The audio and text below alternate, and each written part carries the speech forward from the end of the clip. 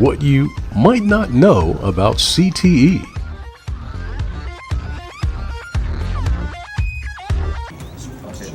See, I told you the last one was wrong. They learn is they first learn how to build a computer. Then after they learn how to build a computer, they will go ahead and learn how to maintain it, repair it, software and hardware.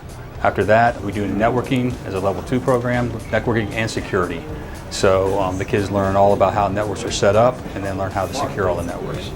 When we were learning our networking and how networking works and how to connect to servers, that's pretty much the future with cloud computing and using logic. I definitely recommend it. It's a lot of fun. In college, I can apply and go for tech classes and become like an IT assistant, maybe manager in the future. Well, right now there's over 4 million jobs, IT security jobs that go unfilled. So these kids will be the kids who will come up and start learning how to secure the networks, cybersecurity, computer forensics. All those kinds of jobs will be out there available for any business, just not schools, not networking, hospitals,